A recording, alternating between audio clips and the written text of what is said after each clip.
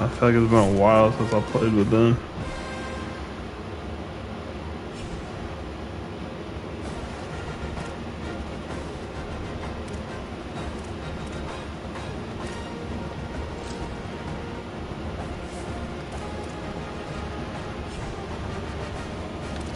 Let's see.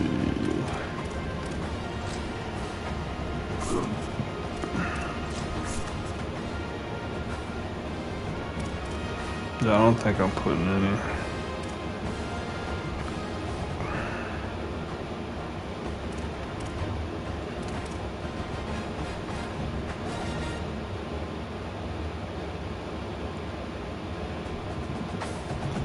Yeah, I mean, I just don't see any.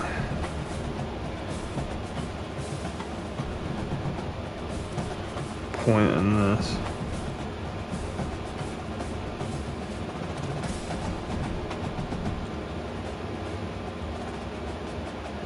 This could be good.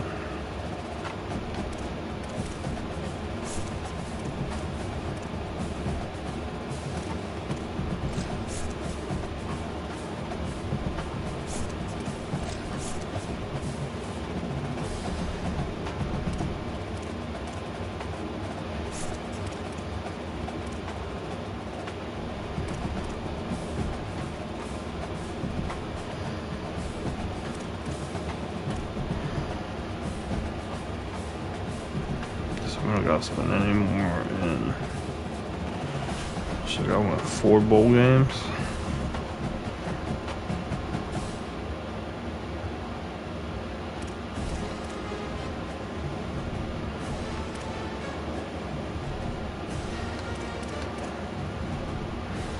Bam, bam, bam, bam, bam, bam.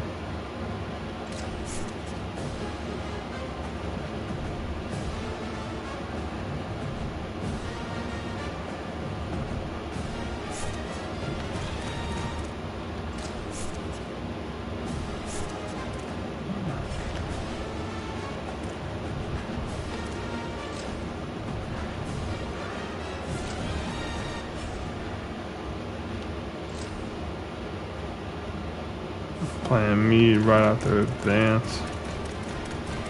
Let's see how Liberty's roster is.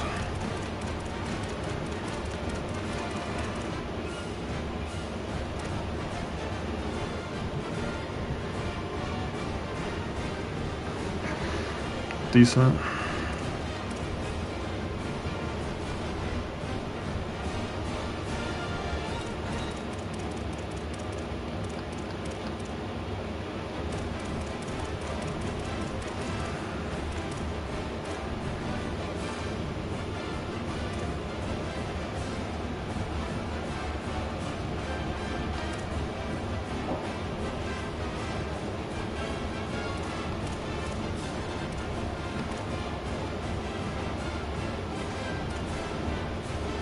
Real slow at receiver, that's kind of surprising.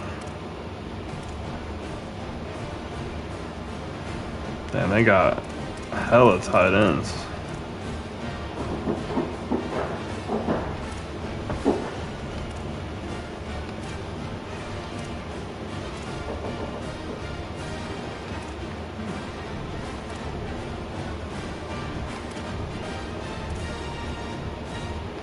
It's definitely one of the better teams I've faced so far.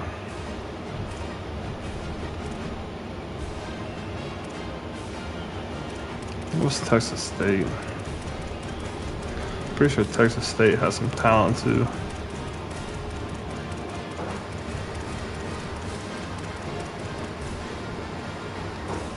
Not as good.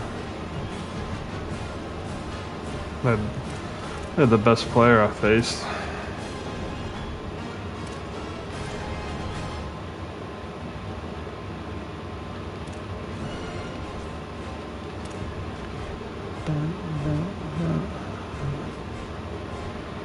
Damn, with 2 receivers like that, dog, dang.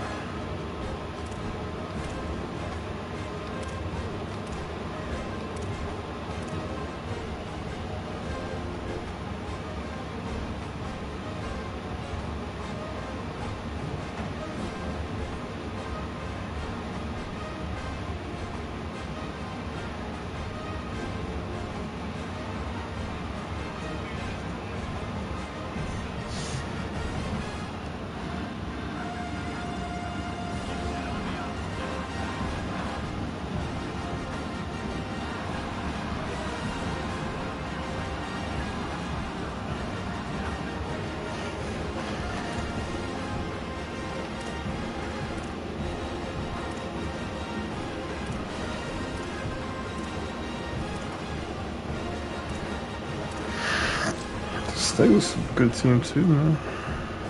Like that cap.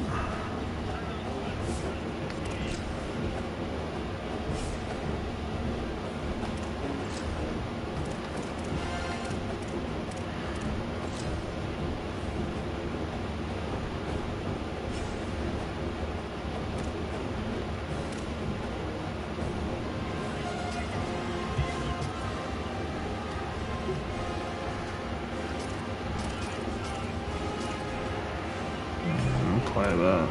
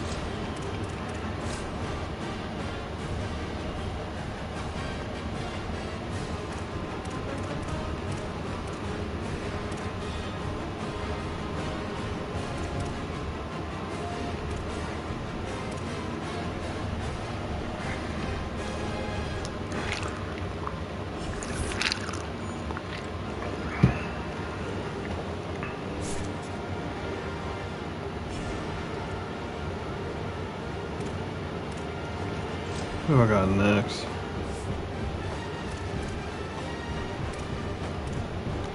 App State. Is that meat again?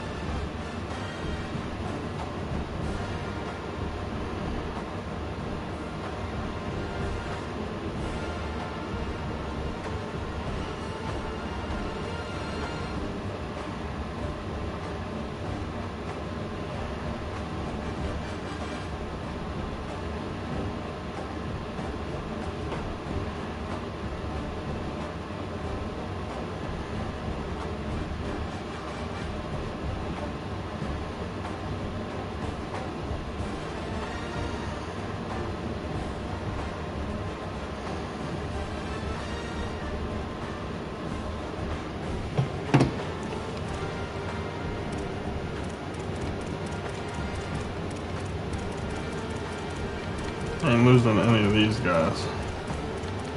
This will be a tough one, tough one.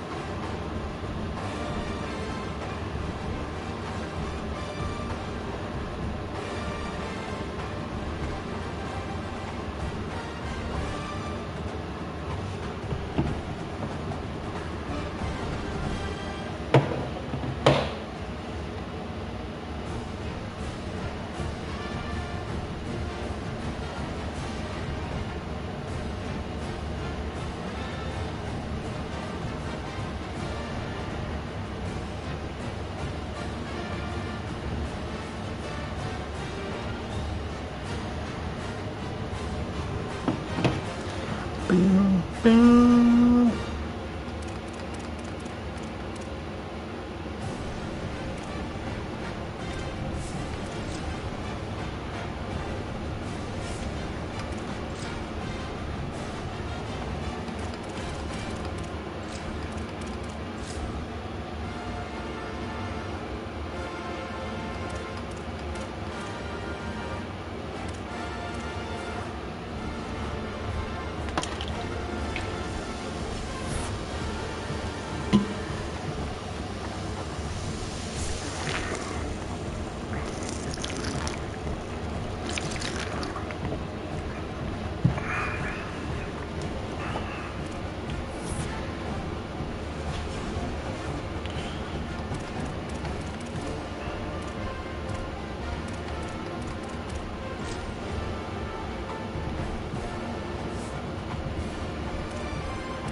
Mm.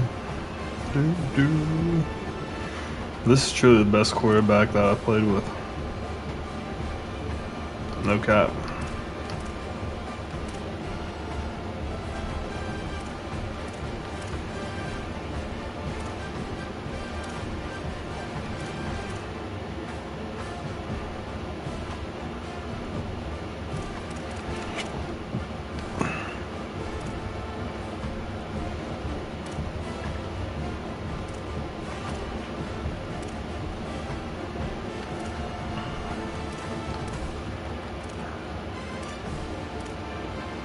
Oh, they took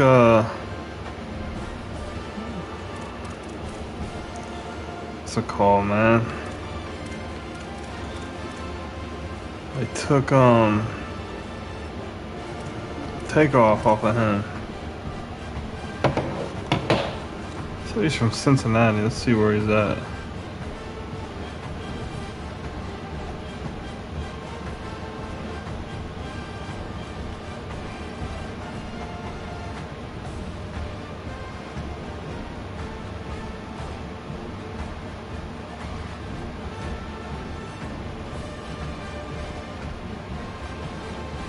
Oh, he's from Mount Healthy. I didn't know that. Really, dude, not like a bad roster.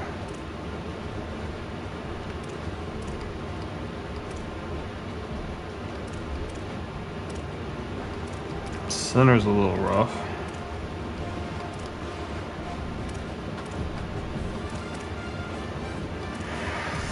Yeah, defensive line's definitely rough.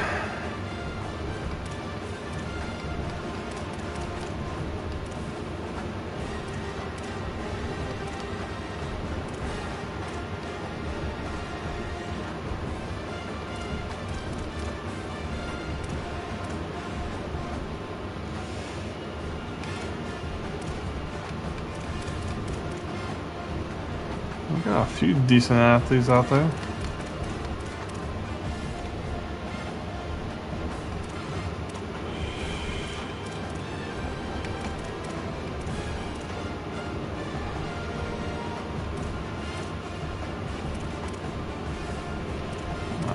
Put a restaurant on there.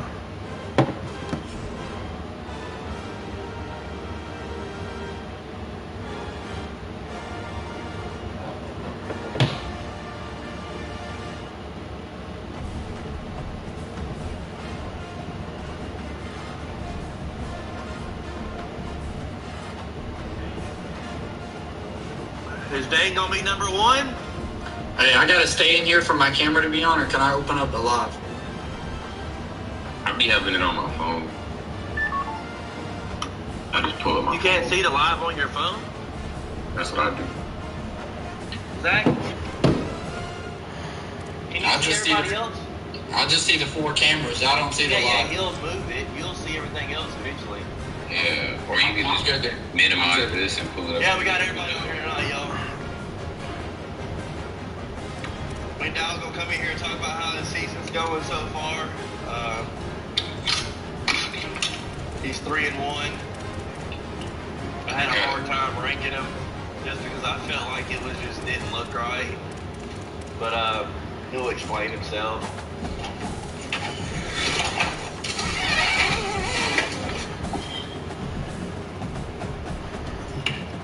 Dave might be number one. Willie might be hurt, bro. He might be number one. Hey. Don't hate on Dane, man. He has a good resume. Hey, Dane is damned if he do, damned if he don't. For real. Alright, y'all ready? Yeah. Ready to go, man. Alright. So we're going to unveil the rankings first, and then we're going to go over conference championship odds for every conference, and then we're going to go over playoff odds. I think that's everything. Let me double check before I put it on the screen. Yeah. So this is going to be like a super long show, but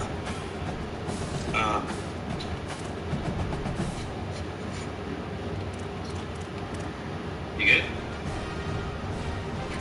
What was that? Oh. Alright. So yeah, let's move this up. Don't mind this thing. I mean, I guess we can leave this because it is a ranking show, but this is from like before. Alright, so I'm gonna put the rankings up and I'm gonna let y'all explain it. Just so I know y'all. Well, I didn't do for the most part. Yeah, I didn't do the rankings. I did the odds, so I'll speak on the odds, but I didn't do the rankings. So I'll let y'all speak on it.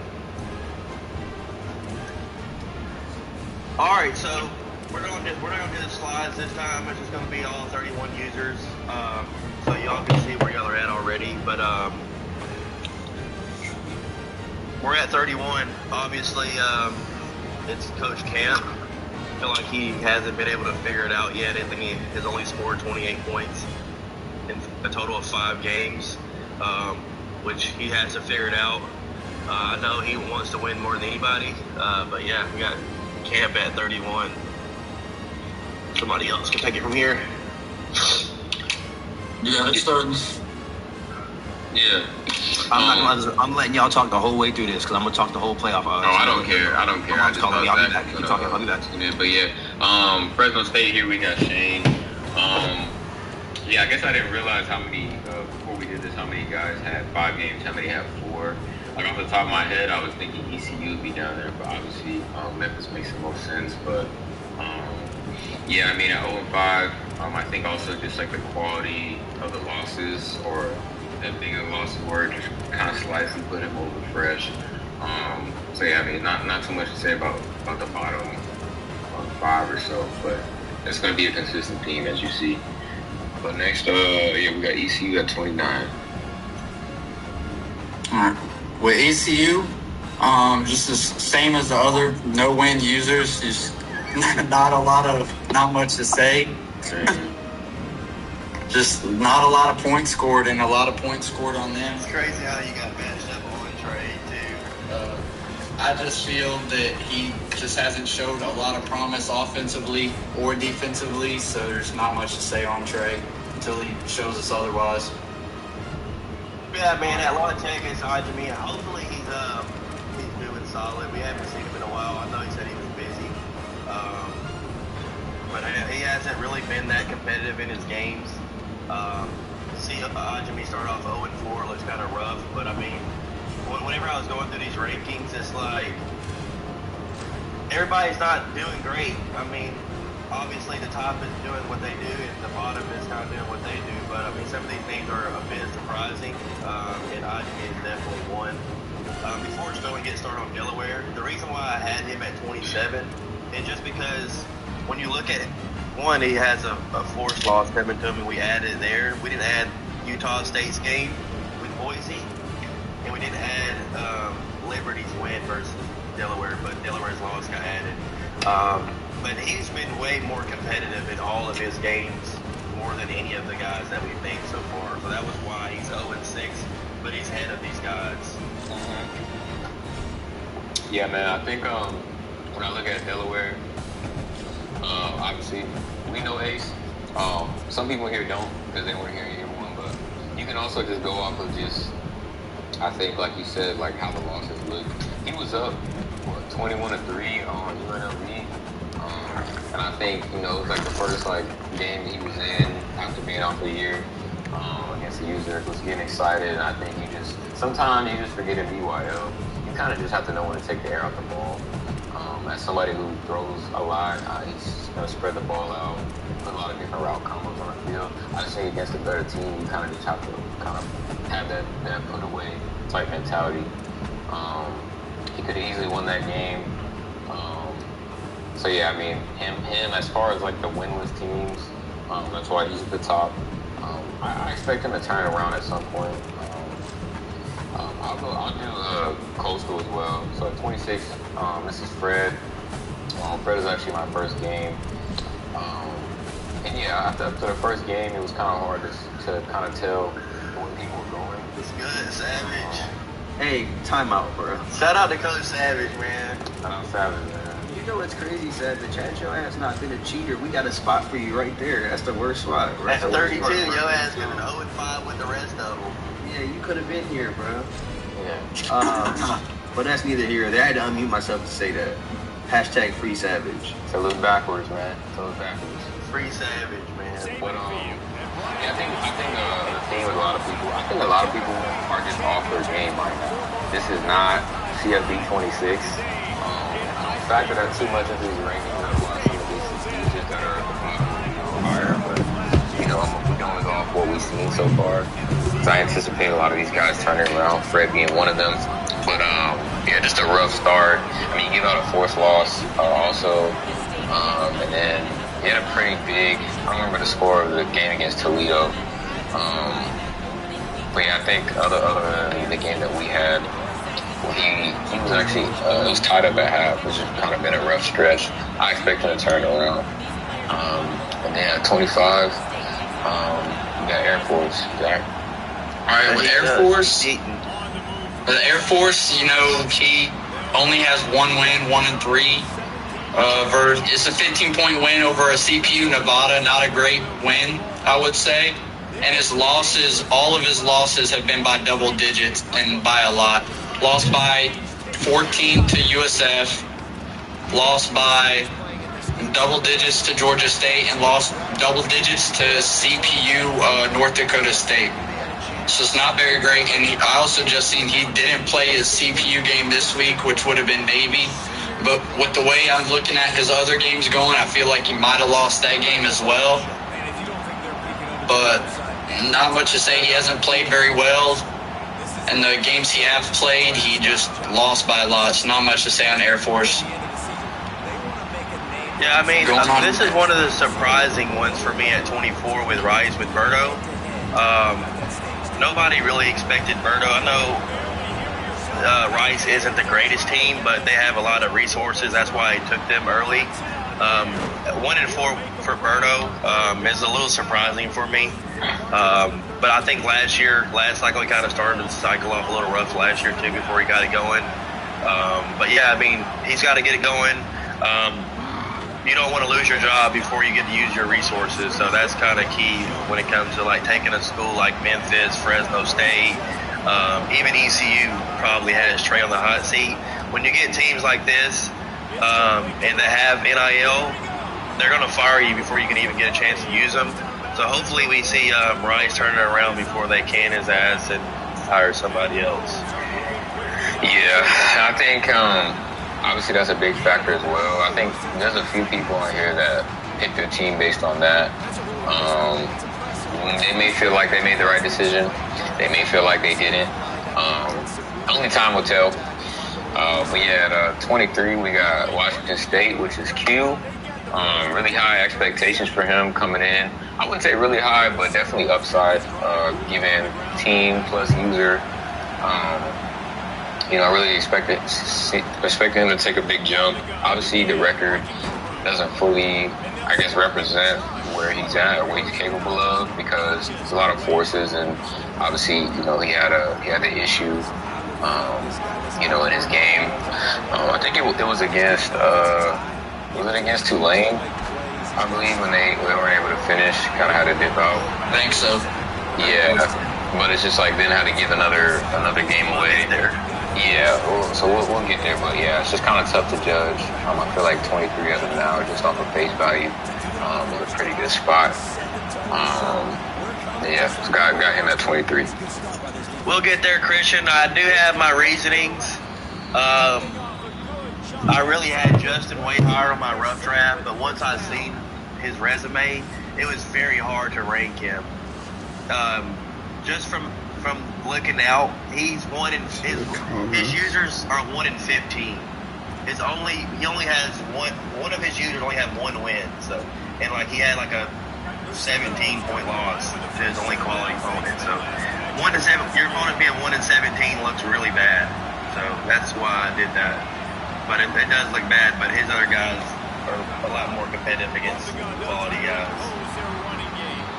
But at number 22, we have Leo, the one and only. I wish he was in the chat a little bit more. I feel like once he lost, he started like not showing up in the chat. He definitely had the week 0 high against me. Got knocked off by Leo week 0. Very disappointed disappointing loss. But he controlled the game. He had the ball for like 23 minutes. I had the ball for like 5. And he established the run game, and he knocked us off. But after that, he only has one win, and that's against the CPU, which he played twice. He says that he didn't quit, but that's neither here nor there. But yeah, shout out to Leo at 22. Yep. Go ahead, Fucking spam Willie. Let's spam Willie in the chat, man. Yeah, man. I mean, I'm sure a lot of his feelings towards Lewis have to do with where he's at. I think obviously, looking at his wins, I mean, he had a good win against me, a 3-point win. And then the other win was against Tulsa, which I believe he was down in that game before the connection went out. I had a similar situation with Tulsa as well. When we ended up playing, he won by 3. But yeah, lost to North Texas. I mean, that was a tough game. Everybody knows, that's a good team. Fredo's going to do some good things with them. And I think as well as the UL Monroe, and then just kind of having a tough one against Sam Houston. That's all we have in there. And everybody remember, this is kind of just based off what we've seen so far. Take the user skill, take all the history, take all that out of it. That would be like one of the last like tiebreakers, and even then we're like trying to take the names off of people's face, so off of people's teams. Yeah, I really didn't hurt you too much for the Tulsa game, Willie. It was more so the ULM and the Fredo. And I forgot who else you lost to. Oh, Sam Houston by like a great margin. But I was trying not to put the names with teams just because I was going to be too biased. Just because, like Dane, for example, like I'm sitting here looking at Dane, I'm like, this can't be true, this can't be true. So, but yeah. But at number 20, this is where it kind of gets interesting because I want to do something different from like 10 to 20. I wanted us to kind of like pick 2 different users to talk about from the 10 to 20 range. And my 2 was definitely going to be North Texas and Liberty. I'm going to start off with talking about North Texas. He came in, he really had a great preseason, you can say. We were all high on Fredo. Like, we knew Fredo was going Fredo before the game came out. But once everybody started playing, he came in the league. He looked really good against Utah State in the very first game of BYL. He looked really good in that game. He comes back to beat Wyoming. Which is one of the better wins, like, out of the whole group, really. And I forgot who his other win. Oh, against Willie, my bad. Which was another really good win. That's the quality. Even though Willie's 2 and 3, like, beating Willie is a really solid win. So I just hope he doesn't, like, once he got his loss out the way, hopefully he doesn't just start losing. I really would like to see North Texas pick it up. He definitely has the skill players to do so. I just hopefully that loss doesn't just hurt him where he just falls off for the remainder of the season. But yeah, and then my second user that I wanted to talk about was Liberty at 17. It was a tough ranking for me just because I feel like he's winning, but he hasn't really been like dominant in his games. His opponents are 0 and 14. When it comes to user games, he lost to a CPU Virginia by like 23 points. And then his other win was against a CPU Mo State by 2 points. I feel like, and then his Memphis game was 14 and 7. I feel like that Memphis game should have really been a 21-plus game the way Memphis has been playing. And I don't think you should have been on the same field as Mo State. They should have been within 2 points from you. So that was, and then obviously you can't control who you play, but your opponents being 0 and 14 really doesn't show that 3 and 1 record is really a strong record. I feel like any quality opponent right now could really get Liberty. That's why I have them there. Yeah, so obviously Brandon skipped around a little bit. So I'll start back at 19 with Coach Trill, man. I think in those first 2 games, obviously he won, and we were seeing the Wildcat, we're seeing that run formation. Obviously this is prime Coach Trill football. And we were just kind of like, man, something we got to give. Somebody's going to be able to stop him. him and Fredo had a really good game, 30-22 loss. And I think Fredo was just able to kind of lean on that team just a little bit more because from what I remember, Wyoming, Trill was kind of gashing him a bit. And I think just Fredo getting that win. Obviously, that's a tough loss. And then losing against Georgia State. That one was the one I feel like that kind of really cemented, I think, having Trill at this spot just because it was such a big margin loss, and obviously the Hawaii game as well. So, like, the last two games were pretty rough, especially when it being the CPU, but I expect him to turn it around. Steve, you sure you don't want to talk about 18, bro? Are you sure? You sure you don't want to, I wasn't going to do it, but I felt like you got to speak on it. Sure you don't want to talk about 18 is crazy. I respect that. I mean, I didn't make these rankings, so I mean, he's obviously 2-2 with the win over me. I don't know who else he beat. Oregon. He beat Oregon. Yeah, that's pretty good. So he has the loss to a user, I believe, and then he has a loss to UAB. I think. He did beat me, but I am ahead of him on the power ranking. So I guess we'll just leave it at that. But I mean, obviously, I think he had a really hot start to the cycle. I don't know what happened. He lost to Fresh, and then he lost to UAB. So I'm not sure what happened, but Sterling, keep that energy. Wait till your ass pops up. All right. Ain't supposed to be like that. So then 16 right here, we got Charlotte, Steven. So obviously, 3-2. I mean, it's solid. I'm sure a lot of people wouldn't expect to have him here. He had a pretty close game against Boise. Obviously lost that one, and then the James Madison game. We didn't really know, I guess, what to expect after starting 1-2. But it looks like he's riding the ship. Obviously, in week 1, had a really good win against South Carolina, and then really blew the doors off North Carolina. Looks to be back on track. After this next game, I mean, depending on how it goes, you could even see it shoot up a little bit more against North Texas. Obviously, that's going to be a really big one. Steven here at 16. Hold on, Zach, Tree Talk. One of the reasons why I had Boise at 18 is because when I was looking at these rankings, like, there's nobody really separated themselves from anybody, and I was kind of looking like who's high and who's not situation. I feel like Boise came off a loss to UAB, which is not a very good team, and then obviously that loss to Fresh, which it could be a really good win for Fresh, but right now his trajectory is just falling, and everybody in front of him, they're just going up. So it was kind of hard to rank weeks. I think he'll get it back going. He's 2-2. The season's not over. He played the Utah State team tonight, which is not on there as well. So that it could have been a 2-3 or a 3-2, which 18 kind of hurts him there. Whenever we don't have that other game to judge, so he could change it all up and beat a really good Utah State team. So that's the reason for that. All right, so at 15 we have Toledo. As he's 4-1, one-loss team, got a few two-loss teams ahead of him. But looking at his resume, his wins, user wins, he's 1-14. It's very bad, and he has a double-digit loss. It's not good. There's not much to say about it. It's not good. Zach, bro, slow down, bro. Just relax. This is his first live, man. Relax. Just slow down a little bit, bro. This is big. All right. This is his first 1-14 user wins is not great at all.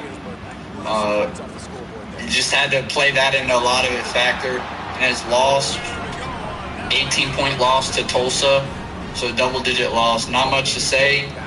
I'm going to speed it up a little bit here so y'all can move on to number 14, New Mexico. Yeah, go ahead, Brandon. I'm not going to talk about myself. I have Sterling here at number 14. Like I said, once I got into the top 15, it was just rocky from, like, I would say, like, I struggled at 8 to 15. It just, like, nobody there would separate themselves a little at all. Obviously, some one-loss teams are better than some two-loss teams. but when you lose, you kind of give room for judgment there. But we have Sterling here at 14. The win. Okay. Go in there. Shout out Leilani.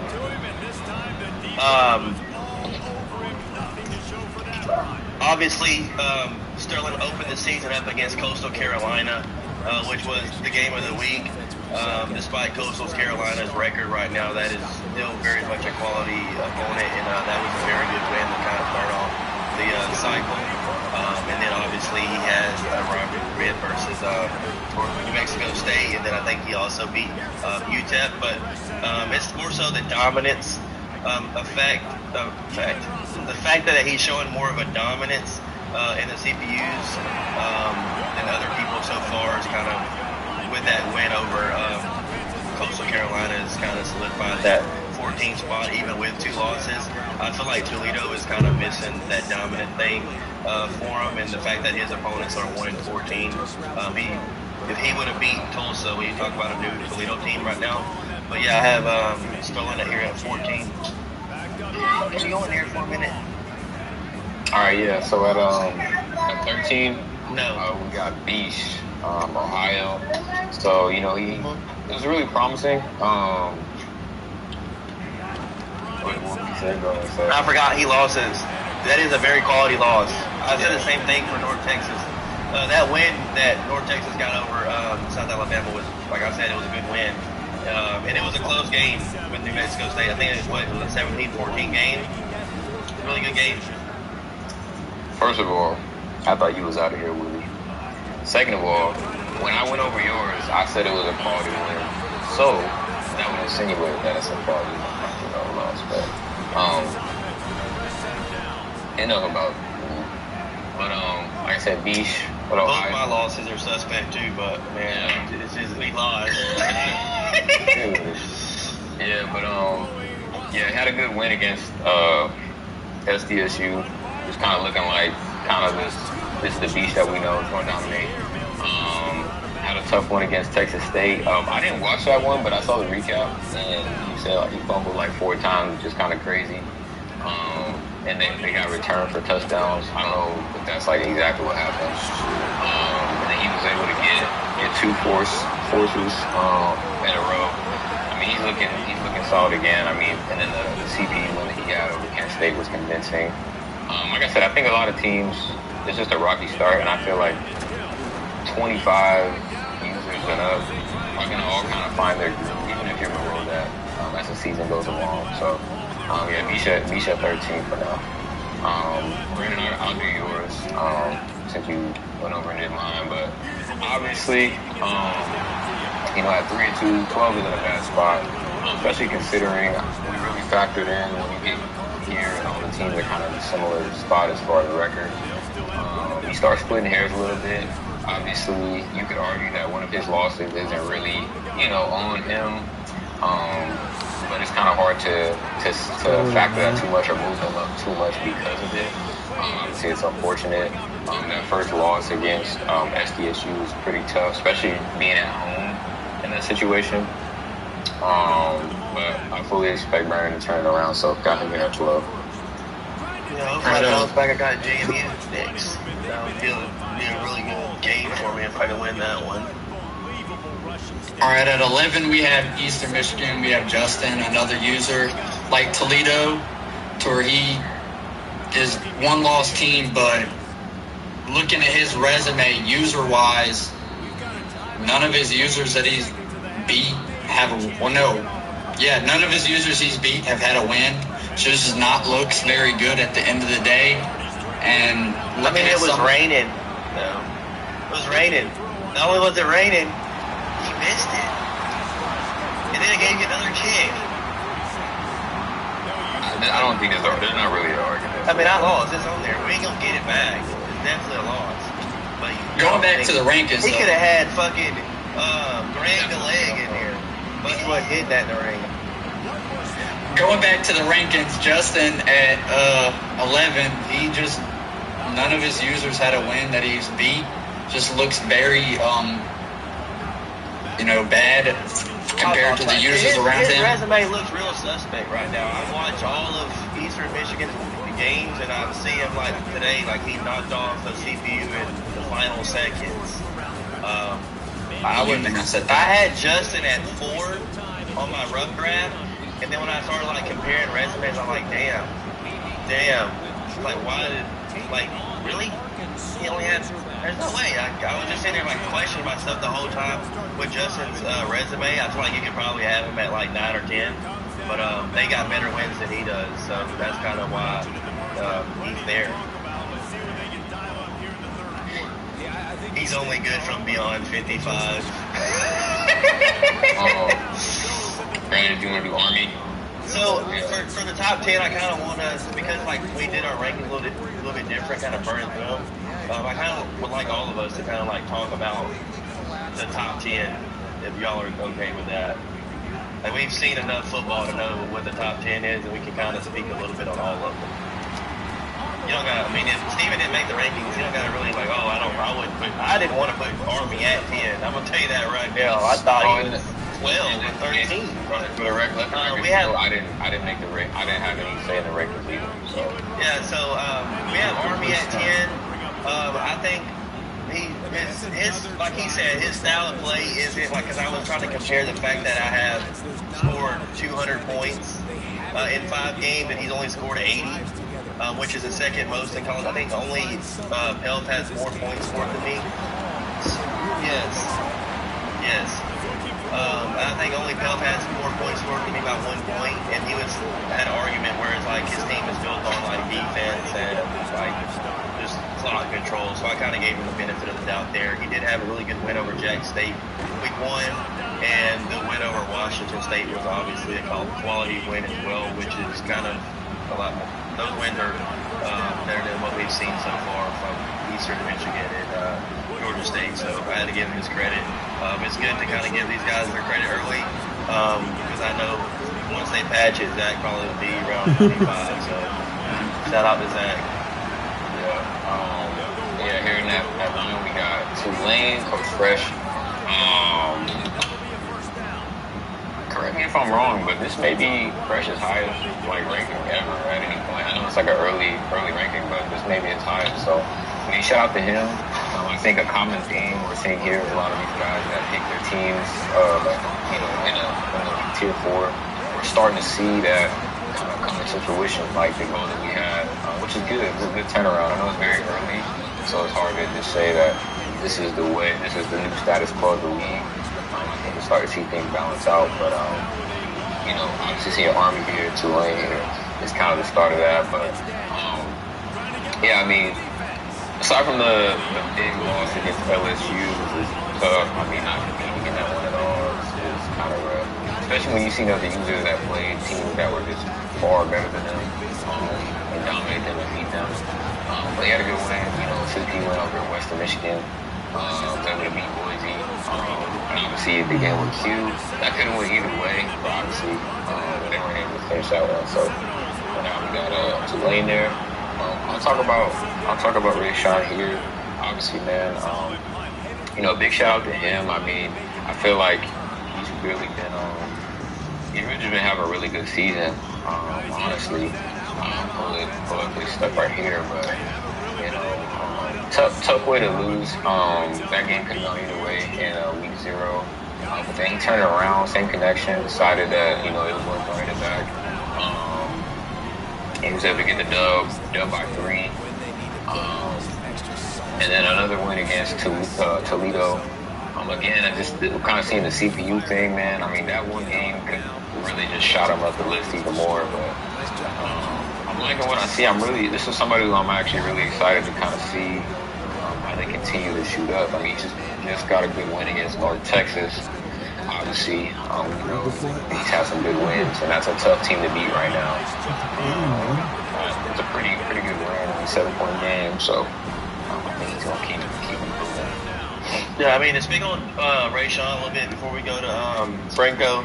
Whenever I'm looking, the reason, because I know they had a question on that earlier. To me, Tulsa is like, doesn't have a bad loss. He has 3 top 20 wins in Toledo, North Texas, and New Mexico. That's cool. Those are 3 really good wins, especially whenever early on when we were all playing user games. He obviously did have the hiccup against the CPU, and he also played South Alabama lost, but like I said earlier multiple times, that South Alabama game holds a lot of weight to me. And it was a very close game. The connection issue was going back and forth. Would have liked to see that game finished. Not saying that he could have won that game, but he was definitely putting himself in a position to be really competitive in that game. And realistically, the Tulsa team, like, they're playing way better football than a lot of the people that we've already named, despite being 3-2. If Tulsa has the same schedule as Eastern Michigan right now, I think that he probably has the same exact record. So I was just factoring in how dominant he's been when it comes to, like, not dominant, consistent he's been against his users. He's played some really quality users. I think he's the only one to play 3 top 20 guys, which is really good this early on. So shout out to Rayshon Fairway. Looking at some other game on his schedule, I think he really controls his own destiny. So people don't look at his resume, but if y'all look at Tulsa's resume, he speaks for himself. Looking at number 7 with Texas State, it's a lot. Looking at his resume, blowout wins on all of his wins except for one versus Texas Tech CPU. And his one loss, I mean, he did get blown out, but it was the number 1 user on there. So you're looking at that. It's a blowout, but it doesn't look as bad as a blowout would be, say, if Fredo blew him out. It holds different weight there. But his wins, he's blown out a lot of users, and it looks a lot better than the guys underneath him, so there's not much to say on him. Sure. At number 6, we got UNLV here. Mondo, really high on Mondo. He has a really good win. He had shown some adversity against Delaware. He came back to win that game. I know Delaware is 0-6 right now, but to be down 24-3 against them and find a way to come back and win, that's very impressive. Obviously, he had that win against Beach, where the connection went out and they had to play the last 2 minutes, but to beat the number 13 user, which obviously Texas State has that same victory as well. The only thing different is that the fact that Arizona State and CPU lost. I mean, the way you fight for a loss is you can flip 6 and 7. I just thought that it's a little bit more easier for me to be competitive in some of these user games. Like, Pelf has like a 60-something overall team. To lose like whatever, I think it was like 30-something points, whatever it was, you got to be shooting yourself in the foot a lot there. Yeah, I think even just Rolando, like, I've kind of watched and it's a little bit more of an eye test, but it looks like he really likes that UNLV team. It looks like he's actually really solid with them. I think he's like one of the sleeper team. I think even preseason, I kind of held him in that regard. But what I've been seeing out of him, especially that Delaware win, just having to come back, being on the road, and the way he did, that was pretty impressive. And again, he just looks solid with that team. And that's just eye test. No numbers, no record kind of going into it, but obviously he has that to back it up. 5, right here we got West Side. You could be looking at the only 6-0 user, really, if he was able to beat that Miami team. Obviously, pretty big loss. I'd like to see it be a little more competitive. How that game went. But it's just a really hard team to beat, even at home. But he started off the season 4-0. Pretty solid win. Obviously, he got a win against number 12. Already know the details behind that. But yeah, like I said, aside from that one loss, sitting there at 5-1, he can be a 6-0 team, and you could argue him being, arguably in the 2, maybe even 1 spot. But the Miami game kind of knocked him down a little bit. So top 5 is nothing to shake your head at. I'll let Brandon talk about Bryce. I got nothing to say about him. You can talk about him. All right, we got We got Bryce. Let's let Mickey talk about Bryce. We got Bryce at 4. His one loss is say a Hail Mary loss to the number 2 user, Dane. Put aside the past, Dane this year has looked very good. So that last second Hail Mary loss looks, it's one of the better losses out of all these users. Not much else to say. He's looked very solid. A lot of points put up. I think his QB leads the nation in passing touchdowns. Not very sure though. It's one of the top. Other than that, it's just a lot of wins by multiple double digits. So just move on and get on to the. No, I have to go on Bryce a little bit just because obviously coming into this season, like he was calling out certain users, which was Berto, Fred, and Dane. He has an opportunity to play all 3 of them this year. Obviously, he lost to Dane. Our first ever sold-out pay-per-view, sold-out gate. He could lose us by a Hail Mary, and I was just ecstatic. But he had a dominant win week 1 against Rice. And then obviously week 2 he played against Steven, and I think he won by 17 there. So Bryce came out of the gates hot. Obviously that loss against USF kind of brought him back to reality a little bit. Maybe that's the loss he needed to maybe knock off somebody like myself. And he plays Fred right after. He's 2-0 after that loss. He has me, not next week, but if we get to that, if he can somehow figure out a way to win that game, I think he finishes the conference out undefeated, and we have some more odds coming up. I think we'll see Bryce's name on those as well. So, yeah, shout out to Bryce for moving on to number 3 at Utah State. You can go ahead, Zach. All right, at Utah State, we got Christian. He's 4-0 as of right now. Didn't factor in this Boise game this week. The resume-wise, it's just he the worst resume out of all the undefeated teams left, so couldn't put Dane or Sam Houston underneath him, so there's not much to say on him. We'll see if he moves up. If he keeps on winning, we could see him climb above Dane, maybe, possibly, but other than that, we can just move on to number 2. I'll let Brandon talk about Dane. I want to talk about Utah State a little bit too, because I feel like if we would have had that Boise State game on there, we would have done a lot more to his resume, but I was kind of back and forth between, obviously y'all see there's some 1-loss teams in front of some 2-loss teams. I was back and forth, but the thing by judgment was, it's like, if you don't give us a reason to judge you, we really can't judge you.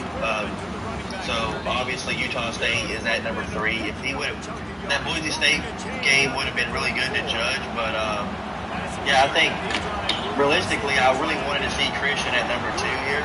But once I was looking at Dane's resume, it is really solid.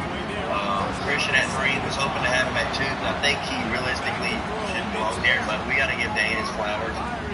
Beat a really good JMU team that's at number 4. He has the best win out of everybody at number 4, including number 1. Shout out to Dane. He's 5-0. He's playing really good football. Outside.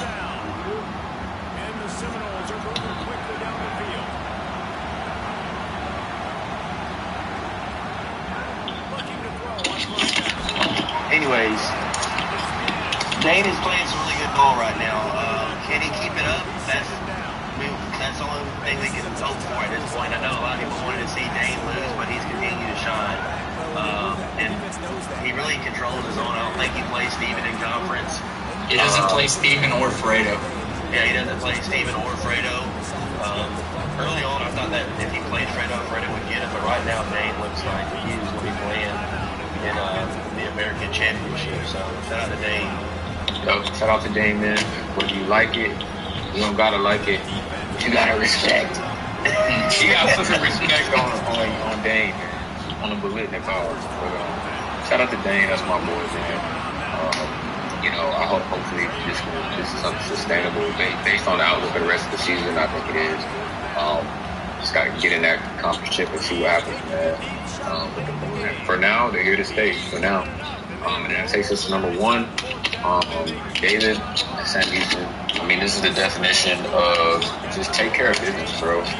I think in a league where everybody right now is trying to find their groove, trying to find their identity,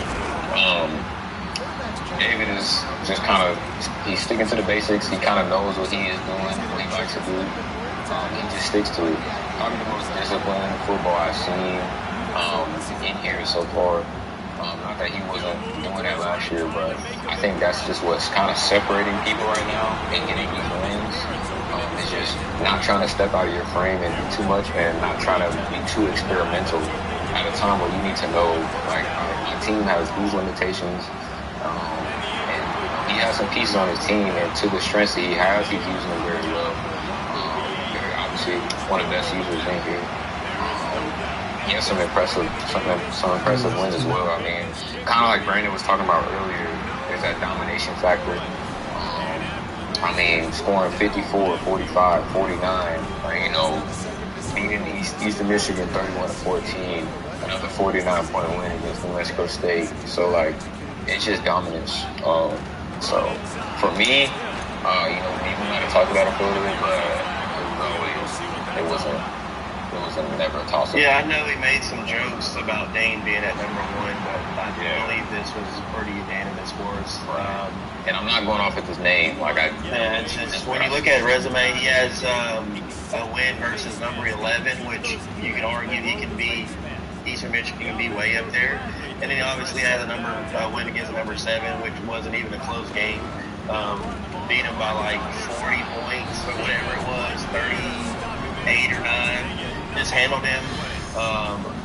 And then Justin was like, it was an argue for 1 and 2 in that Justin versus Pelph game, but Justin really needed that win to kind of make his resume look really good.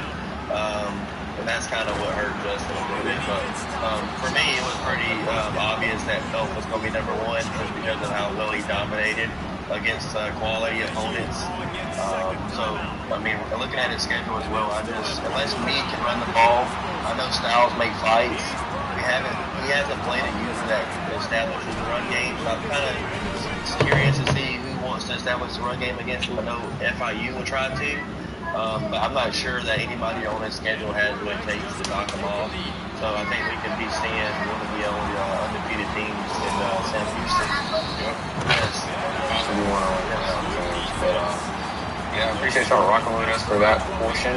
That'll conclude the power rankings. And then we're going to go ahead and hand it off to Steven.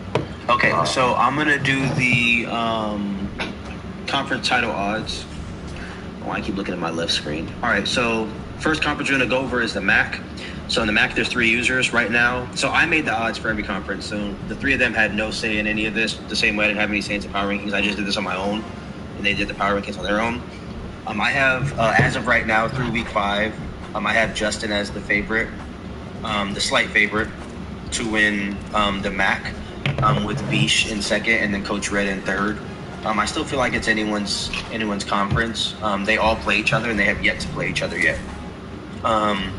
So it's kind of hard to judge. And obviously, if one of those games would have got played already, then the loser of that first game would have had way worse odds because they would have needed the other teams to lose. So still very close, but right now I got Justin as the favorite to win the MAC right now.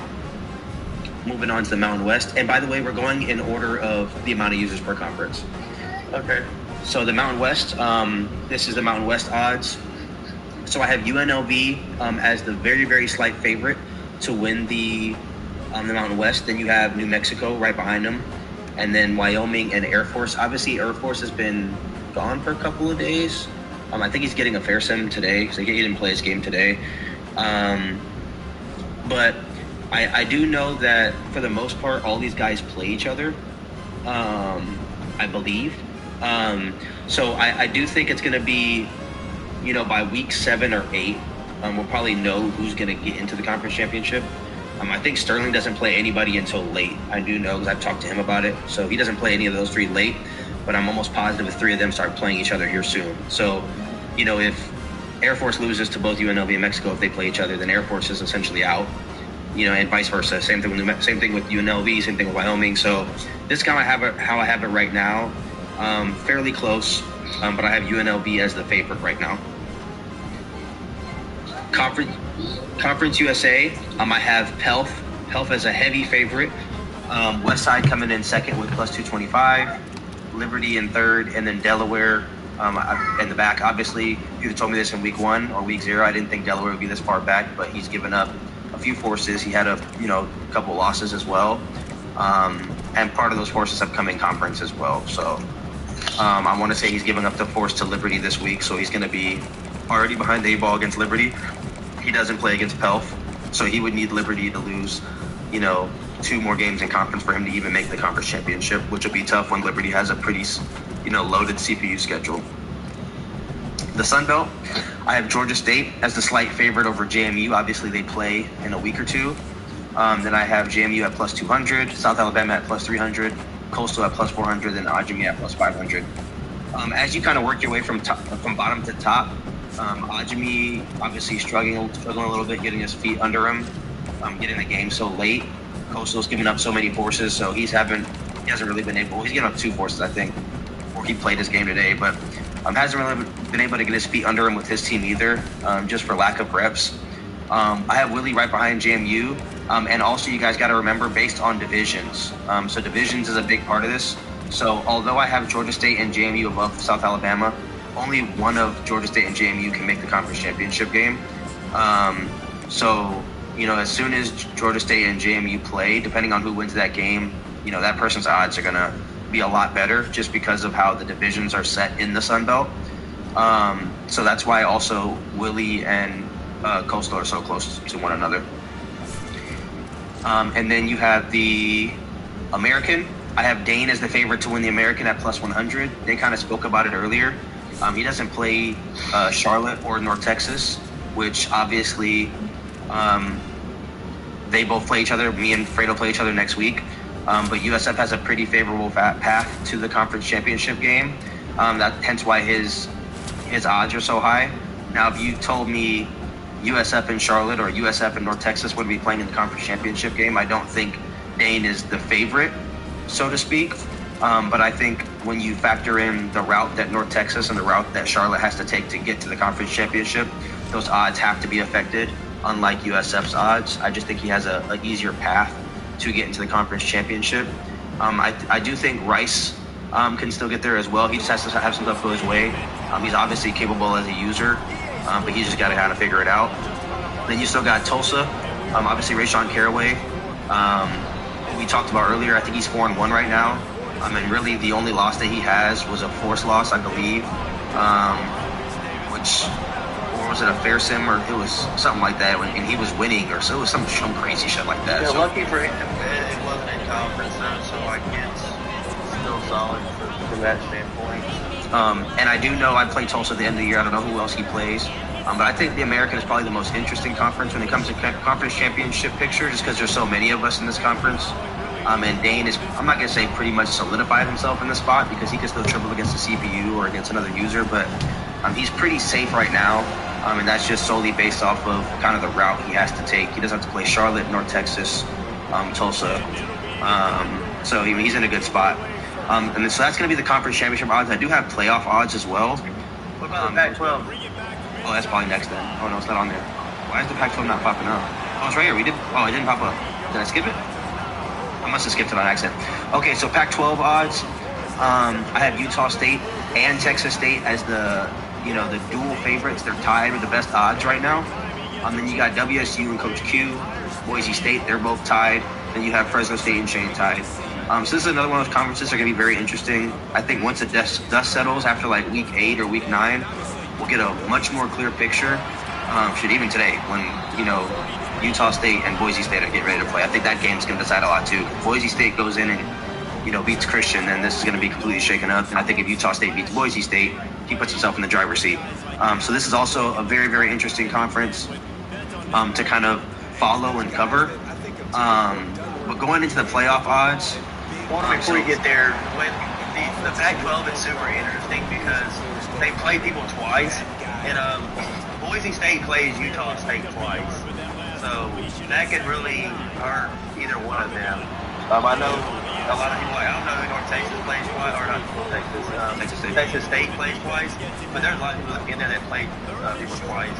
And for your first and third odds to be kind of, they play twice, it can really hurt somebody that, might play a CPU twice. Or somebody that's lower on the rankings. So that's something to factor in too. So for the playoff odds, so these are teams that I think, their odds currently to get in the playoffs. I have Dane as the highest likely to make the playoffs. The reason being, like I said, he is pretty much, if I had to guess, he's probably penciled into the American Championship if he takes care of business against the CPU, which means he's one game away from the playoffs. If he wins the American Conference, I don't think, even if Pelph is undefeated, I don't think he jumps an undefeated USF because the American Conference is so much stronger than Conference USA. Now, if Dane trips up and loses in the Conference Championship, then I do think Pelph could get there. But I think with Sam Houston being such a low program and the conference being so bad, he kind of needs Dane to lose a game. I don't think if they both go 12-0, Sam Houston jumps Dane. So that's why I have Dane ahead of him right now. I have Pelph right behind him. And then I have Utah State in there as well. I think Utah State is definitely a factor. I think his road is a little bit tougher, though, because, again, he has to play a lot of these users in conference. Sam Houston doesn't play a lot of users in conference, and neither does Dane. And if they do, they're the heavy favorite in all of their matchups. And then you have FIU, obviously, in the same conference there. And Coach Westside, he has a really good record right now. He's playing really good ball, so I have him there as well. He has the same odds as Mondo and UNLV. Obviously, UNLV has one loss, but I think if he runs the table and he has some help of him, he could get in. And you have Bryce. Bryce's odds are at plus 800. The only reason they're at plus 800 right now and not closer to the 750 or 600 range because he has Brandon here in a few weeks. I think if that game would have been this week and he would have beaten Brandon, he'd probably be closer to 400 or 500. But because that game has yet to happen, he's likely going to be the underdog in that game based on the history. I have him at plus 800. Then you have Franco at 900 for all the same reasons. For Bryce, I think he has a lot of users games just like UNLV, so it's kind of hard to put him up there with the top two when the top two have more favorable paths. And then at the very bottom I have other at plus 1500. I don't see any other way another team could make it.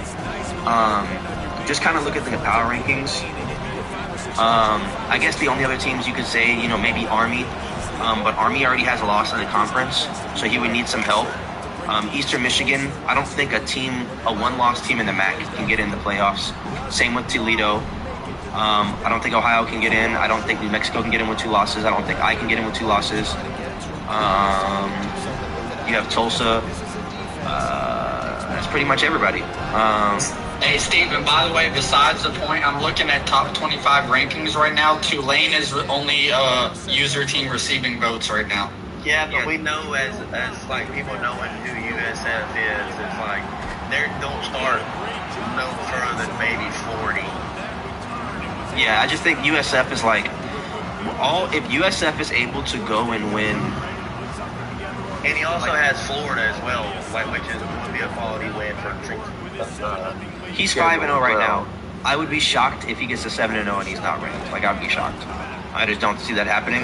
When we advance this week, he's probably going to be either ranked or getting additional votes, and he's only at 5 wins. But I also think the reason why I don't see a path for Tulane to get into the playoffs is just based off of his schedule. I think it'd be very hard for him to get into playoffs with who he plays still. Obviously, he only has 1 loss, so it's already going to be hard for you to get into the playoffs with 1 loss as a G5 team. But he still plays Army on the road. He still plays me. He still plays Tulsa. He still plays Rice. He still plays North Texas. And he still plays USF. So he actually does play USF. I didn't know USF plays him. But he has 1, 2, 3, 4, 5, 6, 7 user games left and 1 lone CPU. This is much respect to Fresh, and I'm not trying to be down on him. I don't think he goes 7-0 in the remaining of his user games. I can't see that. I can't see that happening. Especially when you have to go on the road at Charlotte, on the road at Army, and on the road at USF. I mean, if he does it, then I'll shut up. But it's hard for me to picture that. So, I mean, that's obviously he has his work cut out for him. That's why he wasn't on that slide. Now, again, we're going to be doing these shows every Sunday. So if Sunday rolls around and he's 6-1, and now he has wins over Army, Memphis, and UTSA, we might be moving him into that playoff bracket if some of these other teams have lost, or that those playoff odds screens some of these other teams have lost. But I just other than the teams that I named on here, I just don't see anybody else really, bursting into the picture here. Because even if we put it this way and we say all 7 of those teams that are on here right now all end up losing, 1 or 2 games, I don't think at that point any user is going to get in the playoffs. I think, and if it is, it's not going to be somebody we can picture right now, because there's also some conferences that, like, there's random CPUs doing good, like ULM is doing good, which I don't think they'll do that at the end of the year. But yeah, a lot of these Sun Belt, they play our whole. Well, they might be on the other side of the bracket, so hopefully they don't beat Yeah, so a lot of these conferences, it's going to be tough to kind of see who gets in. But I don't picture USF losing more than 1 game, and I don't picture Pelph losing at all. So the best thing for USF, I think USF is the only team on here that can control his own destiny. That's the only team. Yeah, and then and maybe Utah State. Sam Houston's media rank right now is at 71, and he's 5-0. He doesn't have many more quality opponents to kind of help him build his rank up. I think because I had Jack State last year, and I made myself go fucking 15-0, and I still wasn't ranked. That's just how this whole entire conference is. So he would have to. It probably means a lot to have it in front of him for him to even be ranked inside the top 25 at 15 or 13, 14-0, whatever it is. Yeah, I think once he gets to about 8-0, he'll probably start getting votes, and then at that point, you gotta hope that Utah State and USF lose a game. If he gets votes at 8-0, if he starts getting votes that early, then there's no doubt that he probably wins it for me. Because I just don't unless it's Utah State. Right now, obviously we're really high on Dane. I just don't know if we can see a full season of winning football. I don't Dane not having 1 hiccup. Just doesn't sound like BYO to me. So he has, his schedule is very favorable. That's the problem. He obviously plays UTSA, which is a CPU. The Florida game is probably going to be his toughest test, but it's at home, so he doesn't have to deal with any crowd effects or anything. Then he has UAB. Then he plays Trey, Marquise Camp, and FAU, and then he has Tulane at home. So if I had to guess, I feel like if you had to tell me how late does he play Florida? Does he play him he plays Florida? He'll be playing Florida. He'll be playing Florida by this Friday or Saturday. So it's 8 or 9. 2 weeks. We're going to week 6 tonight. He plays on week 8. It's his next game. He has a bye week. If he can somehow, if he even loses that game, the next 2 games for him will realistically start getting him to receive votes, because the CPUs are going to lose. It's just tough right now. But I agree with Josh. I think the best bet right now is only if Utah can take care of business. He has a really hard schedule compared to the 2 guys in front of him. That's the only reason why it's like that. But yeah, he plays Boise State today. Then he plays Q, which is going to be a really good game. That game against Q is going to be good. Then he has Franco, Colorado State, Shane, Leo. Then he has Oregon State. Then he has Weeks again at the end. So it'll be interesting to kind of see how everything shakes out, obviously. Still early in the season. We're going to do another live show next Sunday. We're probably only going to get, if I had to guess, probably 3 more weeks worth of games, just because it's going to start slowing down. So we'll probably get games through week 9, if I had to guess, for the next week's live show. So a lot of things could change and be different. But we appreciate y'all for stopping by. We'll do the same. What's the word I'm looking for? Format. Yeah, the same format. I don't know if I'll say style. The same format next time. And then after that, the following week, it'll be heading into pretty much conference championship week. So we'll have a more clear picture in about 2 weeks. If we can keep getting these 24-hour advances and, quick advances, we'll likely be done with season 1 by August 3rd. So in about 2 weeks. We're already going into week 6.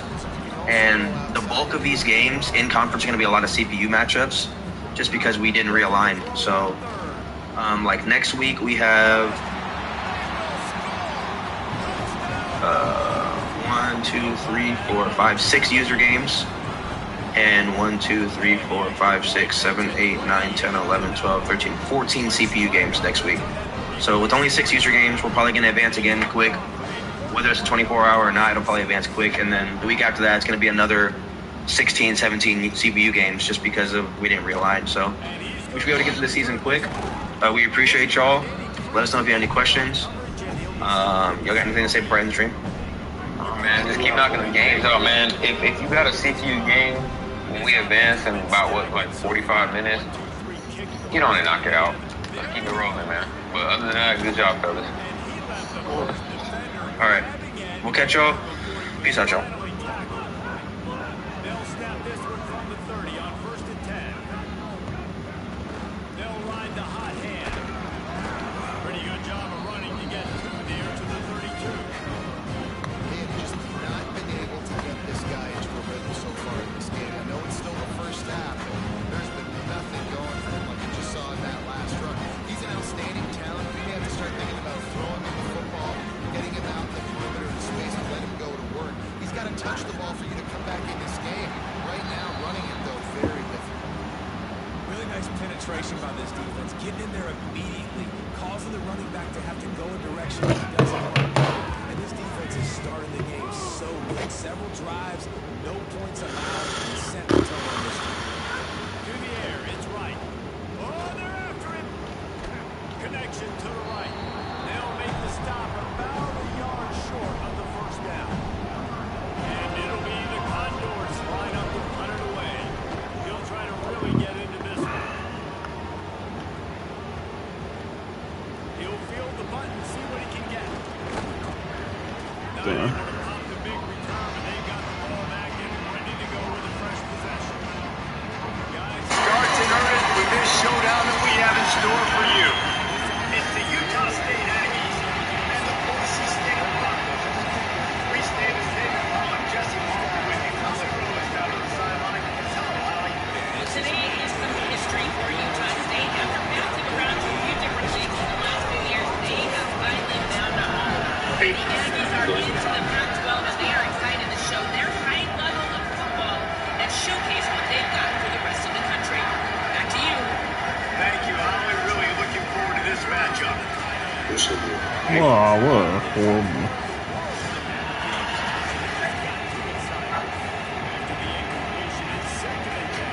The Broncos ready to put toe to leather, and here we go.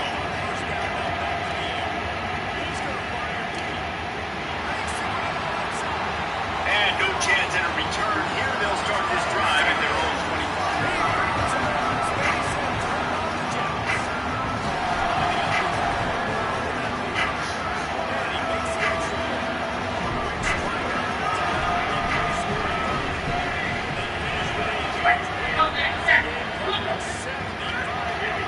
Run inside. It's Jacobs.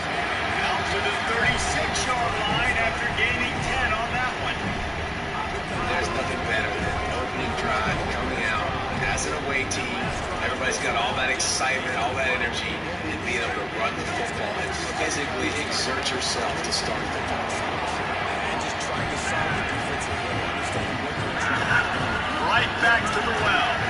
That is a big win for this defense as they were right there as soon as he got the ball.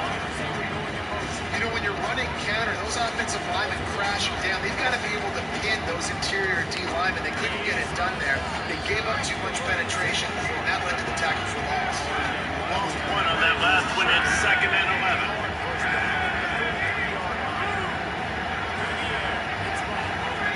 Back to pass. Got his man. And they'll move the chains and get it to the 47-yard line. That is an excellent throw by the quarterback, finding the window between the zones and delivering that ball on time. Utah State comes to the line with a 1st and 10. Running inside. It's Jacobs. There's a crease. The 10. Touchdown, Utah State. He found some open space and turned on the Jets. And these offensive coordinators tell you they want to start fast and they want to establish the run game. That is exactly what you did. First drive, you hand the football off, making the big explosive run, setting the tone for this football.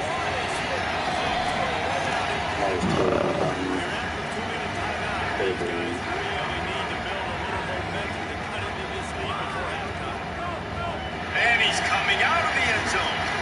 Rolling the dice to bring it out of the end zone did not work out as he stopped at the 13.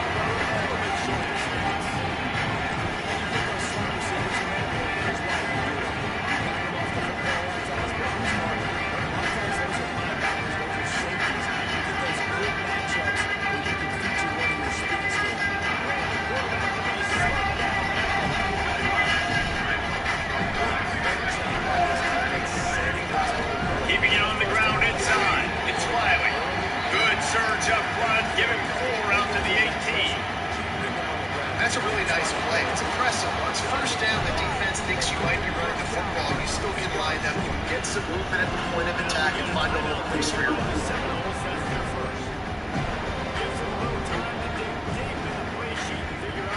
Solid pickup of 4 on first down. It's 2nd and 6. To throw, it's Madsen. Escapes the pressure to his right. On the run, fires downfield. And it'll be incomplete. This defense is physical and pass deep. As a quarterback, this is going to be a very tough game. You're going up against one of the top 20 units in the entire country. They know who your primary target is. They're going to be keying on him, just like they did that last time, forcing the incompletion. That was a bad read anyways. Couldn't find his man last time, and that leaves him with a 3rd and 6. On the gun, wants to pass. It's complete. Always got some space. And a big hit at the end, but it didn't stop him from getting the first down. So after watching the other offense go down the field and score a touchdown, you know this guy's trying to lead his offense to do the exact same thing. That was a big 3rd down. Now there's a lot of football left to play, but you're trying to establish confidence as early as possible. That last throw is really going to help out your team.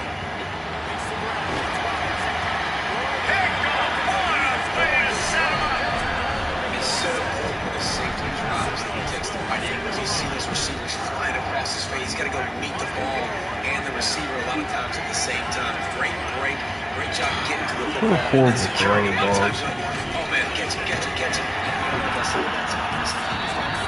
It's going to be important this offensive line is able to get a little bit of push. Just kind of give this guy an inch, a little crease, and he can make yards for him. Halfway there on first down, it's 2nd and 5. Wide receiver comes in motion.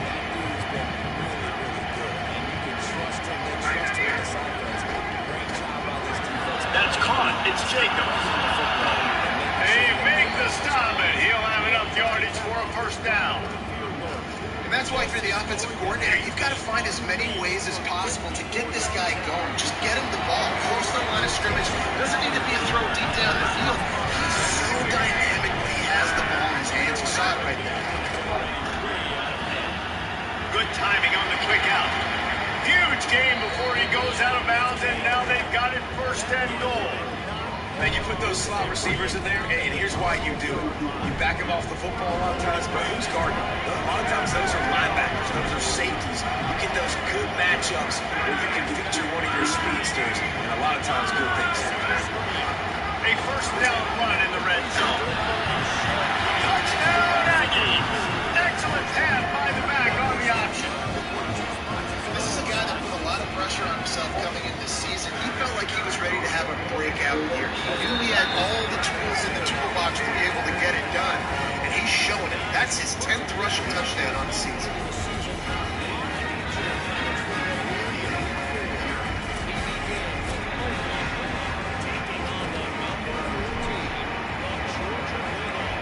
And it'll come out to the 25. No attempt at a return.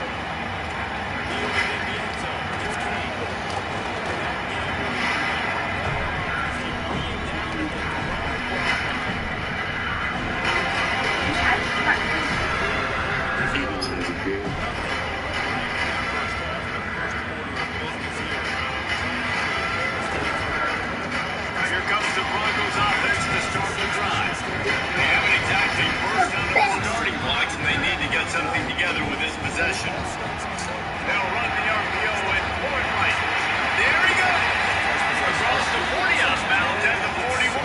Kenny. I love you. And it does themselves a hole in this football game. I get it. Obviously, defense has not played great on the other side, but this possession right here, and this is big. Get the passing game going, get a little bit of balance going. I think they need to score on this possession to take a little pressure off and kind of get that defense juiced up. They'll go to the counter. 9-yard pickup on the play. It's now 2nd and 1. And the Broncos want to crank for tempo. At Boise State, man, it seems like they always find their guy. Dylan Riley replaces Ashton Jeanty in their own. They make no bones about it. They're a physical run team. They play action off of that, but whoever's at the running back spot is going to get fed. Yeah, Riley had his big opportunity a year ago, and man, he showed it. He averaged almost 6 yards a carry. It was an explosive play waiting to happen. I think having that year under his belt now is going to be so much more confidence going into this season. He is going to be the focal point, I think, of this Broncos offense. Got stuffed on 1st down. It's 2nd and 10. To the air, it's Manson. Looking to the big tight end. He got a hand in there, knocks it away, incomplete. Yeah, and a really good job by the defender. Understands the ball's coming. I got to break on it and go. And not try to intercept it and make a bad play. Slots it down and make sure that's an incompletion.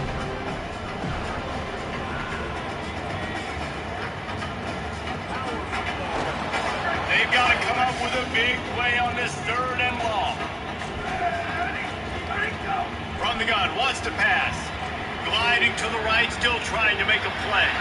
Another incompletion on 3rd down. That's why it's so important for this defense to win 1st and 2nd down. You set up 3rd longs like that, you can show your exotic looks, you can get the pass rush going, everybody in the back end expecting throw. That's how you force incompletions and force 4th downs. They booted it away on 4th down. And you just won't see a more effective punt than that. Out of bounds inside the 5-yard line.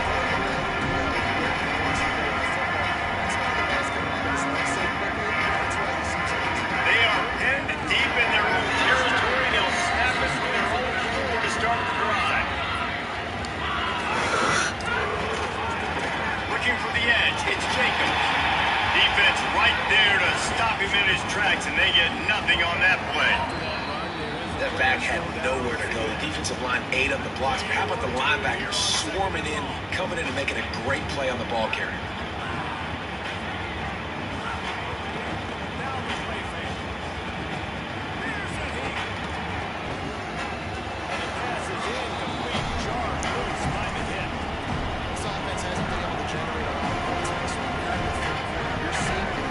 They got nothing on the last play. It's 2nd and 10.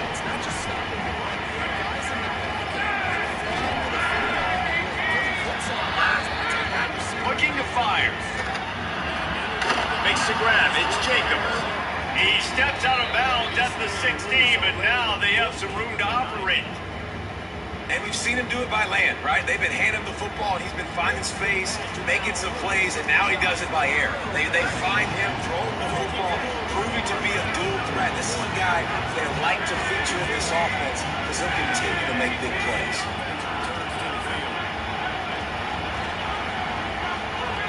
Looking downfield on 1st down. Quickly to the tight end. I'll tell you, I love the play call on 1st down here. You're just trying to find an easy completion, and the shortest throw on the field, the quarterback is finding your biggest target, and that's the tight end. Nice job. And the Aggies can really attack on this 2nd and short. The run inside. It's Jacobs. He just carries him face long into a brick wall and has nothing to show for it again.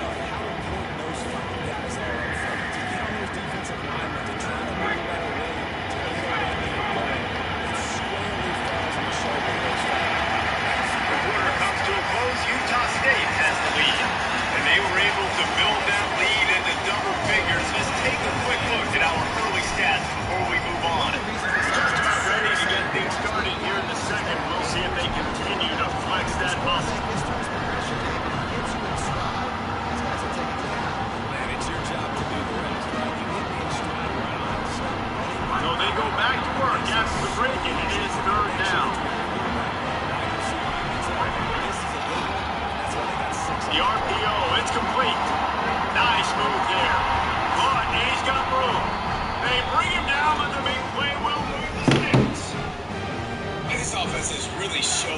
something today, man. They've already put some drives together and made some explosive plays, and now just executing on third down. They've shown you a little bit of everything, and this offense is looking like it's the real deal. Wants to throw on first down. Caught near the sideline. It's Johnson. And they'll shove him out of bounds after the short gain. On this drive, David, after having to run it last time.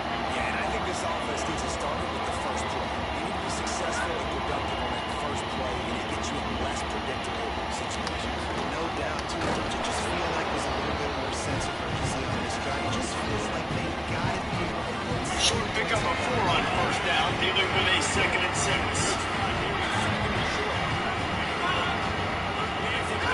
Running inside, it's Jacobs. And they'll bring him to the ground after a short gain. And man, the big fellas up front, they don't get a lot of credit. They're being talked about a lot. Unless it's a negative, but they're getting running, man. They've got to get some push to get some running things. Get this running game going. They're the ones that make it go.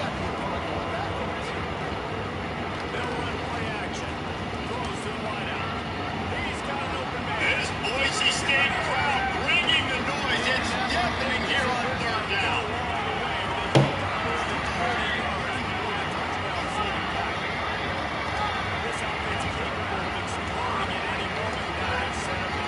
He's got it again. Good effort, but he's going to come up a little bit short. It'll be 4th down and 1.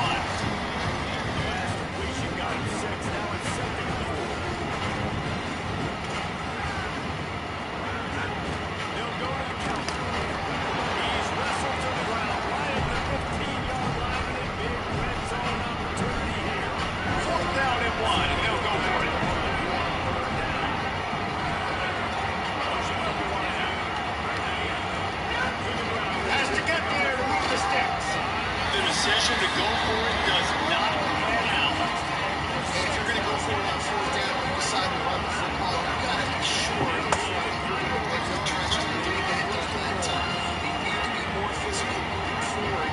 They're going to try to do that again in the same type of situation in this game. So the Boise State offense comes out to go to work. They really spun it out of the gate, turned it over, wanted to let time and slow. Couldn't ask for much for there. First down, and they're down for 42. When the running back gets going, gets ahead of steam like that, it's so hard to get to the ground. That's why you blitz. That's why you bring pressure. That's why you bring more guys in the box so you can get him before he gets going. And once he got going, you could tell it was hard to get a hand on him, hard to get him to the ground. Following that run, we have a player who is shaken up. That is their freshman offensive lineman, and boy, they hope this isn't too serious. Holly Rollwood, keep an eye on that. From the 3-yard line, they'll try it again on 3rd and goal. It's a 1st and 10 from the 42-yard line. Design run to the quarterback. Holds it on the option. You want to talk about running behind your pads as he plows his way to the 35. And you're seeing his dynamic ability to run the football that time on the option play. I know he doesn't pick up the first down, but that's still a good chunk of yardage, and the defense wasn't ready for it. Moving forward, expect the offense to go back to the option play again and see if someone will finally take the quarterback and force him to pitch it. Now on 2nd down. Nice job executing all of the assignments as they put a stop to the return at the 32. First play of the drive comes from the 22. Keeping it on the ground inside. It's Gaines. Nowhere to go. Saves on 2nd verse as this defense is ready for this guy. And man, nowhere to run on that play at all. About all you can say is do better. That's the problem. Are they able to do better? And that's why you keep trying things, right? Keep trying to get on the perimeter, run up the middle, try different things to see what you do well. 3rd and short here from the 35. Might take a shot here if this is 4-down territory. High just tight end. Really strong job by the defense. A negative play on 3rd down. Well, they were counting on winning the one-on-one battle. They got the completion, but the yardage didn't work out. Yeah, and a lot of times, man, that's what I do on short yardage situations. Third and short, make my guy fall forward for a couple yards, try to get the first down, but it was a good tackle, and the receiver got absolutely nowhere after the catch.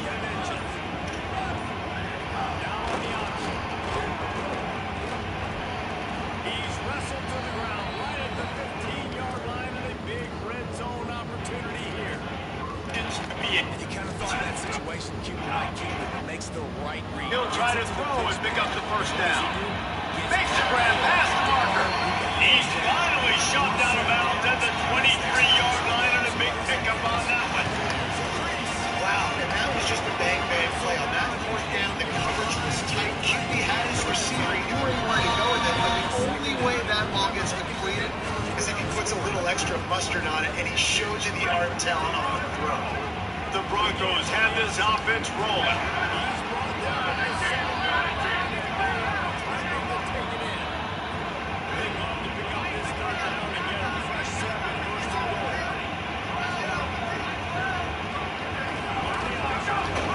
They'll give it on the counter. Nowhere to go on that one. It'll bring up 2nd and 10. Run game is good. Balance is good. Now listen, run game isn't good. Then you got to pass the football a little bit more. But sometimes you got to keep them honest, take them chunk by chunk.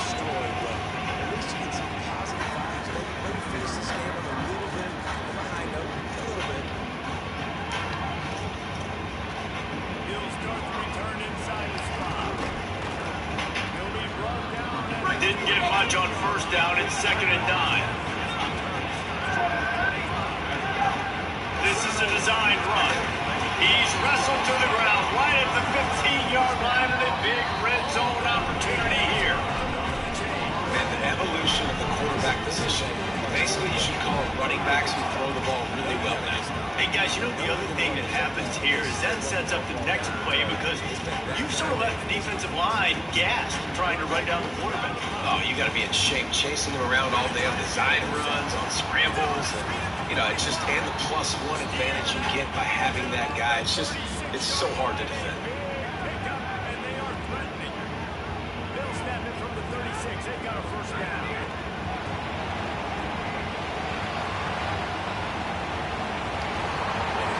And the Broncos come to the line on 3rd down, trying to keep this drive alive. Run in the red zone, it's Riley. They tried to go smash mouth on 3rd and short, and it did not work against this defense.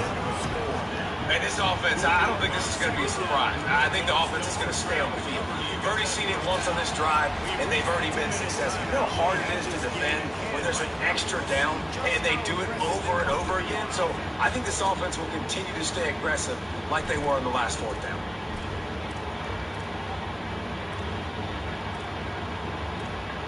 They've already converted once on 4th down on this drive. They are unafraid to make everywhere 4-down territory.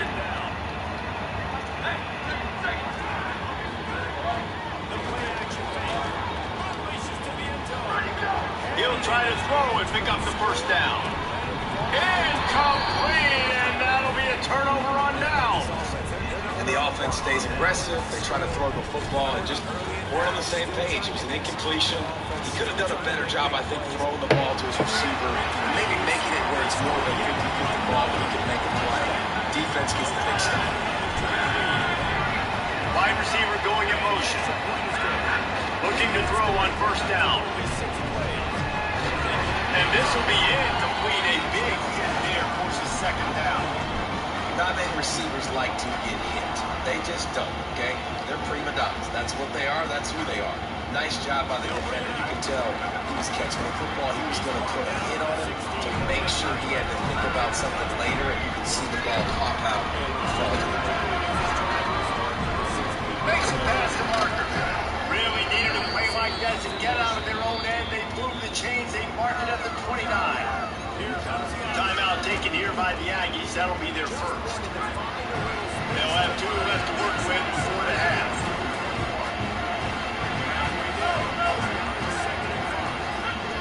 Looking to throw on first down. Bringing the heat. Oh, and he got it drilled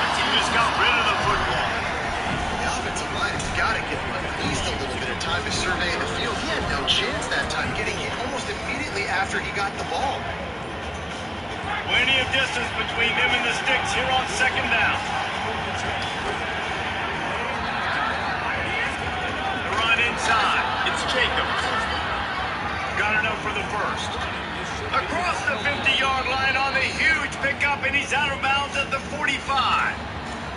What a run, man. I tell you what, it's hard to pop runs. It's hard to get 3, 4, 5, 6 yards a lot of times. But when you've got backs like this who can make huge plays with the speed, getting out in the open field, can take it the distance on every play, defenses are scared out of their mind. Timeout taken by the offense is their second. And they'll still have one in their pocket for what's left in this first half. Lost one on that last one. It's 2nd and 11.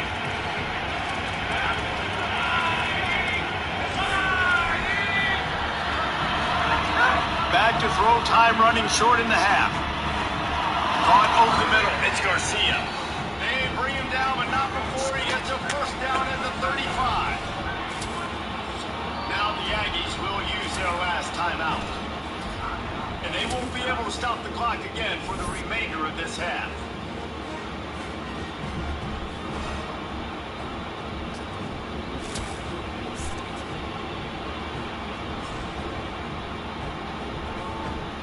Time dwindling away as they try to put points on the board right before the half.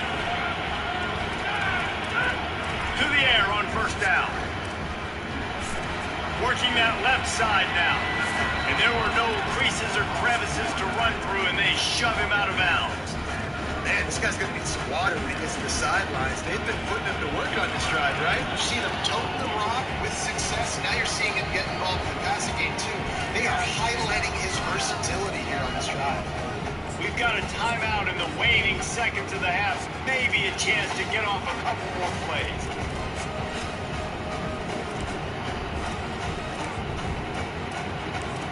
They'll line up for a second down play.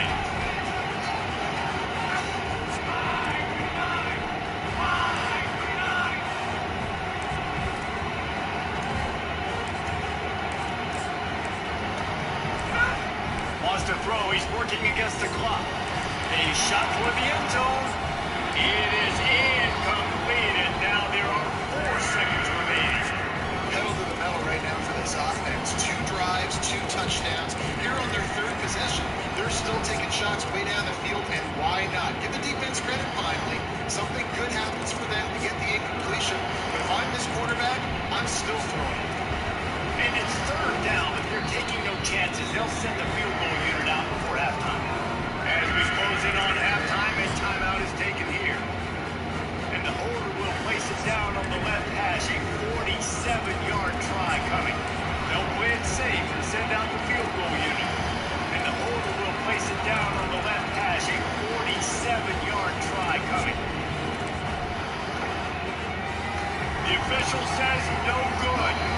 Missed the field goal, but still a 2-touchdown lead of 14.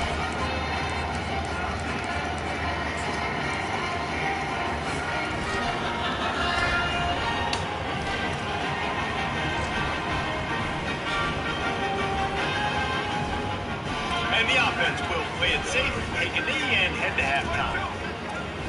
Ready to go. And they head to the locker room. 2 quarters in the book, 10 time for us down to check in with Kevin Connors in our EA Sports College Football studio with scores from around the country. From our gorgeous Orlando studios, it's the Week 5 edition of the EA Sports College Football Update Show.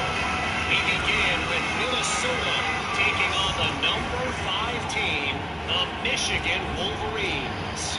And it's the Gophers coming away with a blowout victory in what looks like a major upset. Expect major changes in the polls this week.